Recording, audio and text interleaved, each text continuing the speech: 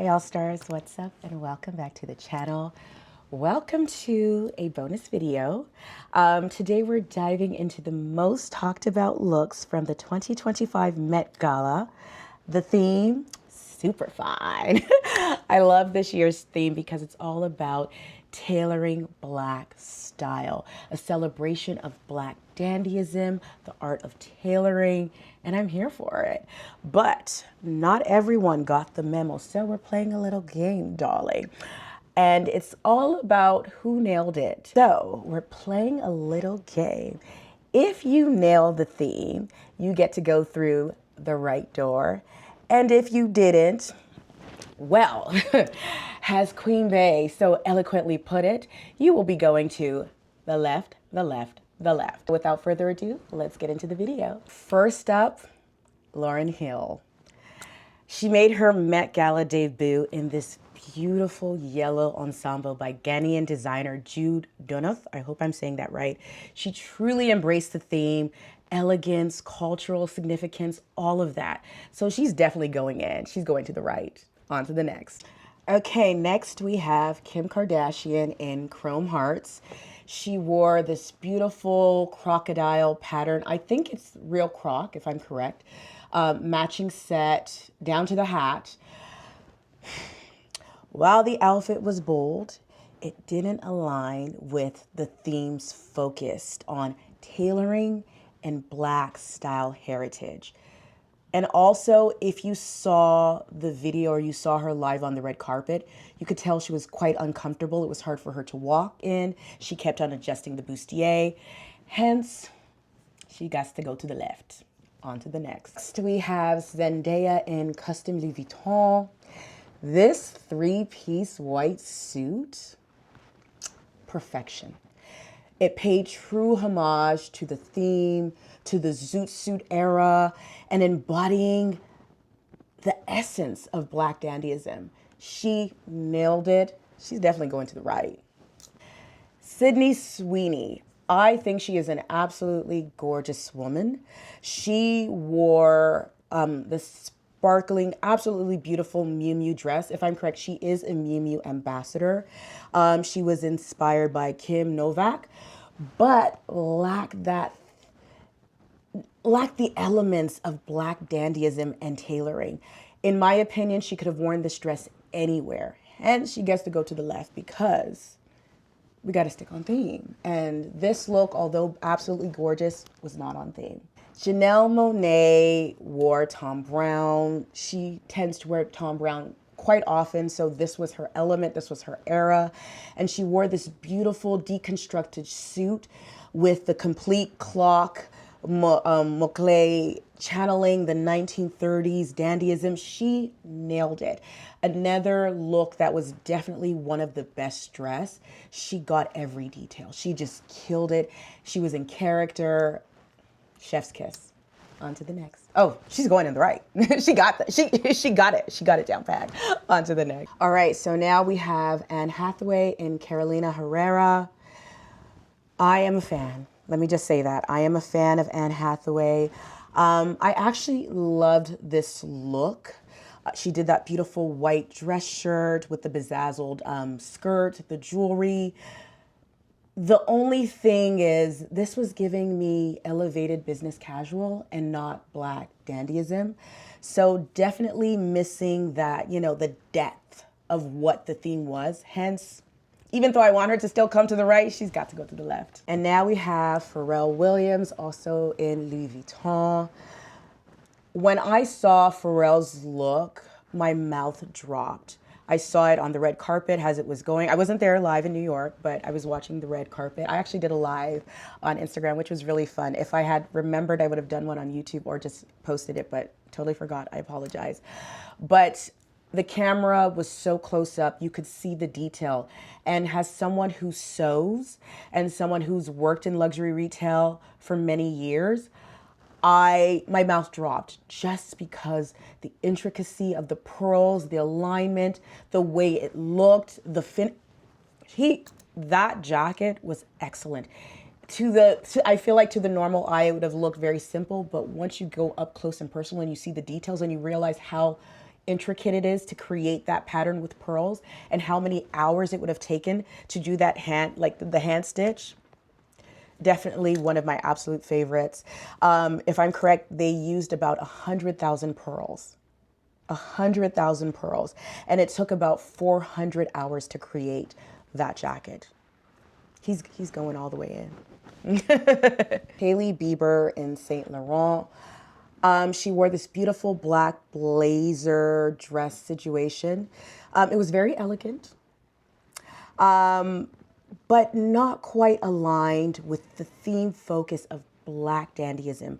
She kind of got the tailoring, and you'll find that a lot of people got the tailoring, and I feel like they took the tailoring part, and if you're taking the tailoring part, you can go anywhere with tailoring. But if you're coming to the Met Gala for black dandyism, you got to go a little further than just the tailoring. And because of that, Hailey Bieber goes to the left door. On to the next. All right, next we have Mona Patel. This woman can dress. I wasn't familiar with who she was up until last year when she killed the red carpet at the Met. And this year she came correct in a custom Thom Browne ensemble. She even had the robotic dog. She completely embraced the theme. And if you look at every detail of her outfit to the skeleton back, just absolutely stunning. She can come to the right. She can come to the cookout. She can come to the party all day, every day, because that outfit, amazing, absolutely stunning. Another Thom Browne outfit was Lorde. Child, I don't know what she was thinking. I don't know what she was doing, but she wore a silver bandeau and the matching skirt. She had a blazer that she kind of wore over one shoulder. It was very stylish, but it still didn't really embrace the theme, emphasizing on tailoring and black heritage. So she goes to the left. Next up, we have Rihanna and Marc Jacobs. I love the look. I thought she looked absolutely beautiful with her baby bump. Very menswear inspired. When does Rihanna ever not kill it, especially at the Met? So I'm not surprised. I patiently waited because she was late. She was very late, but we had to see what Rihanna was wearing, and she did not disappoint. She looked absolutely stunning. What better place to announce you're pregnant with baby number 3 than on, the blue carpet at the Met? So she did her thing. She did amazing. So proud of her. Love Rihanna dead. Love Rihanna dead. Is that correct? I don't know. Love Rihanna to death. On to the next. Next up, we have Joe Burrow in Gucci.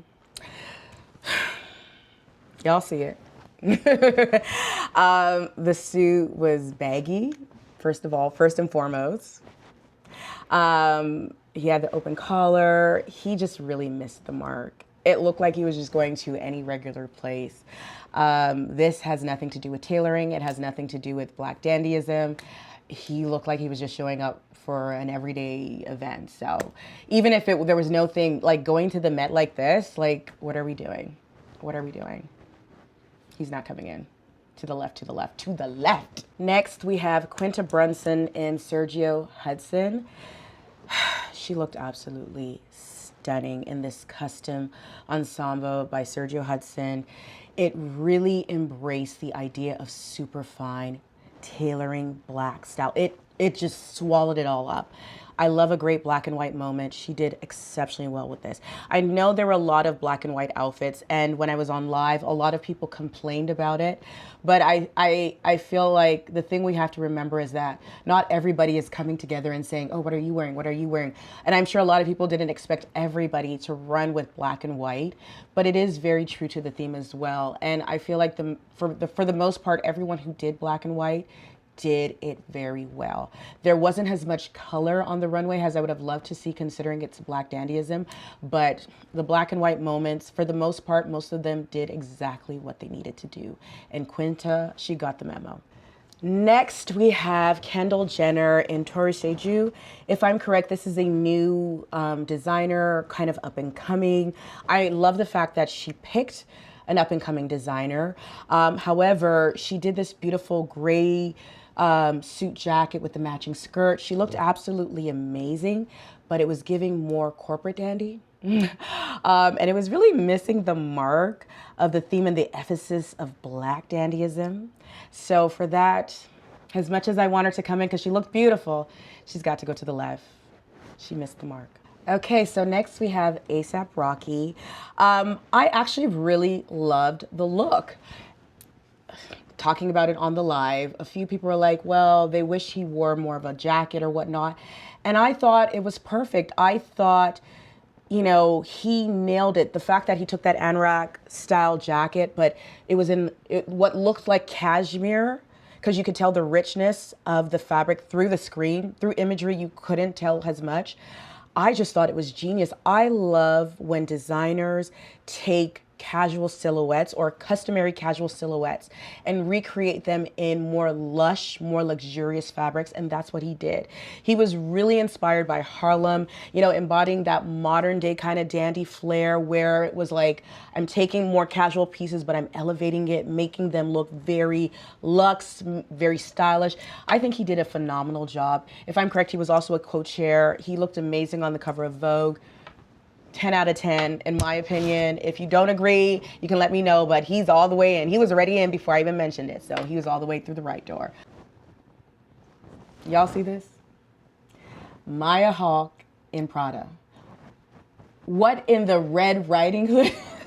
I don't like to make fun of people or, you know, talk about them in a way where whatever, but at the same time, when this came down the runway, I was like, what is this? Why are you here? This is so far off theme that it doesn't make sense. She literally looks like she's in the Red Riding Hood movie. We're at the Met Gala tailoring. What happened to the tailoring? What happened to the theme? What happened to menswear inspiration? There's just nothing there. Nothing there. Like, I wouldn't even say go through the left door, just go home. Why are you here? Why are you here? That was my question when I saw her coming down the runway, or not the runway, but walking down or walking up the stairs. Why are you here if you're this far off and you're a fashion girl? Why are you here? Next up, we have Tiana Taylor. She was also, sorry, she's in she's in a mix. Her shoes were Marc Jacob. Her outfit was designed by Ruth E. Carter. And if you don't know who Ruth E. Carter is, she is a set designer. So Black Panther, if I'm correct, she did Boomerang. Think of like all these legendary Black movies. That is Ruth Carter. Excellent wardrobe or set designer. And I love that she's actually designing and making stuff. So if I'm correct, it was a partnership between her, Tiana Taylor, and Ruth E. Carter.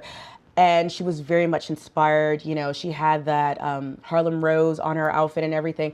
I loved this look, but I have to confess, and I said this in the live, I just thought the headpieces were too much. I loved every design element of the outfit.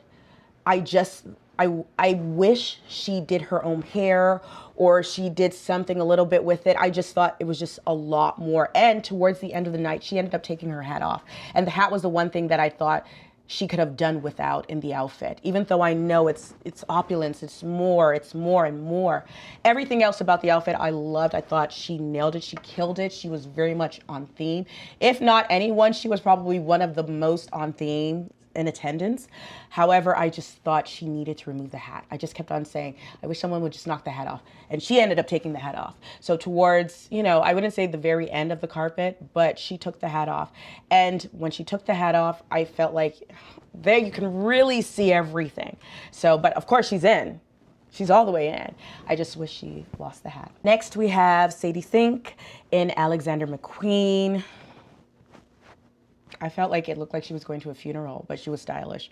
So very much not aligned with the theme, the focus of tailoring and Black style and heritage and all of that. So yeah, she can go through the left. Give it up for Jodie Taylor-Smith in Burberry. Y'all, that's leather. That is leather. Even though lambskin, which is softer, it's a little easier to manipulate, it is not an easy task. Burberry did exceptional with the fit. This was tailored to the T. absolutely beautiful, on theme, paying homage to equestrian inspired black equestrians. She embraced it with elegance. Jodie Turner is a fashion girl, so I really wouldn't expect anything else. A few people said they didn't love the color on her, but I feel like with her beautiful chocolate skin, she can literally wear any color. And in my opinion, the color was sensational on her skin. So not only is she going in the right, but she's getting a 10 out of 10 out of 10 out of 10.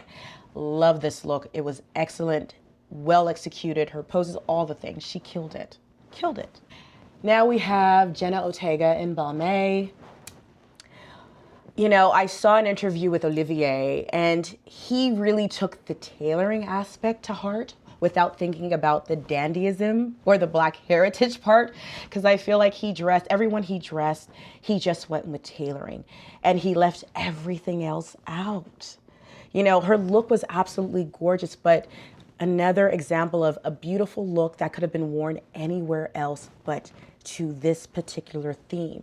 And my thing was that the theme was so easy to follow, and it was paying homage to black dandyism. So why not just, you know, add some elements of black dandyism to the look? And he just didn't do that. And it wasn't just her look. He did that for quite a few. And for that, you know, she gets to go to the left because the theme was the theme, and it wasn't hard to follow. Okay, so those were my top 20 that I feel like everybody was buzzing about, everybody was talking about. I know there were a few more, but I didn't want this video to be too long. You had Cardi B in that beautiful green look, which, if I'm being honest, I didn't love. She was very much on theme. And there were others that, you know, looked great, stood out. Coleman Domingo, who was also a co-chair, looked amazing. He changed, she did both looks. I loved the first look. I thought it was very regal, it was very royal. The second look was definitely very much black dandy, and I loved that. Who else? There was just so many. There were so many outfits. Zoe Saldana was one of my absolute favorites in Louis Vuitton. There was just so much. It was such a good presentation this year, and I really cannot wait to go and actually see the exhibit firsthand. I've never been so inclined to want to see everything, but this time around I do. So I do have a quick list of my top 5. And I do feel like there's more because there was so much great fashion. Oh, another one that was really great was Aya Debris. I personally loved it. A lot of people said they didn't love the look, but I love the juxtaposition of the red beading and the white dress and the leather and the silk just draping from the sleeves. I just thought it was excellent. I thought it was very much on theme, and it was very different, and it was very unexpected. I think for someone like me who's also an artist, I see the beauty in those kind of things, and I see the beadwork as more of a homage to African, you know, beadwork and whatnot. So there was just so many elements of her particular look that I just really appreciated. But anywho, needless to say, the top 5 in my opinion, and I'm not ranking them in like number 1 to number 5. I just thought these 5 looks really did well. Actually, I'm going to say 6 because I didn't insert Kerry Washington, and I really loved her look. I've always been a fan of Kerry Washington and her style and her stylist, because I always say most celebrities have stylists, so we always have to give the stylist shout out. So I think the stylist, for the most part, for the Met Gala 2025, Black Dandyism did very well. So Zendaya and Louis Vuitton killed it. Janelle Monáe and Tom Brown. Mona Patel and Tom Brown. Rihanna and Marc Jacob. Tiana Taylor and Ruth E. Carter and Marc Jacob. These ladies did a phenomenal job. I know I didn't really emphasize on the men, with the exception of a few, but there were quite a few men that did very well as well. Desmond, Idris also looked phenomenal. I love the fact they kind of ripped the clothes off and all of that. But it was overall a great show. Was I impressed? Absolutely. Was I entertained? Absolutely. Were there too many people that were off theme? Absolutely. But, you know, c'est la vie. There were just so many people that looked absolutely amazing, that were on theme. They got it. They understood the assignment, and I enjoyed it. So there you have it, guys. Let me know what you think about this list. Let me know if you agree, if you disagree. Let me know if I missed anybody you thought should have definitely been on the list, who you feel nailed their look, were on theme, and all of that. I would love to get that conversation going in the comments section. I was going to say in the description box again, but y'all already know. In the comments section. Thank you so much for watching. This was fun. You know, it was easy. We're just talking. We're hanging out as I'm at my desk working. And I was just like, I need to put the video together and just give my honest opinion about everything, what I thought, what I felt, but keep it short, of course. Next time, I promise to do a live, because on the live was when I was really able to just really talk about the workmanship, the details, the patterns, the fabrics, being able to see everything up close and personal, and getting everyone's feedback. And one thing I love about the All-Stars, which are you guys, is that, you know, some people agreed with my comments or my approvals of the outfits, and some didn't. And that's one thing I love about us. We don't always have to all agree on what we think is stylish or what we think is really good. But, you know, I just love to talk about fashion. So it's always fun to talk and give our opinions and just share that with one another. So anywho, I'm going to see you guys in the comments section. Thank you so much for watching. If you're not following me on Instagram, make sure you follow me. If you were following me on Instagram, you would have watched the live and you would have probably had a good time, because, darling, I was ripping some people up. I'm kind of embarrassed because I was just like, oh my, I had a good time and I had no alcohol in my system, but we kept it very real. Let's just leave it at that. Anywho, make sure you're following me. It's Odd by Monty. Also follow me on TikTok. It's Odd by Monty as well. Tons of style inspiration, tons of fun, all the things. We have a good time on TikTok. So just follow me on TikTok. Also follow me on Threads, because I don't tweet, but I guess I did threads about the Met Gala live while it was happening. So follow me on TikTok. Make sure you check out my website, oddbymonica.com. Make sure you check out my brand, Aweloa by Monica. And I'll see you guys in the next video. Bye, all stars.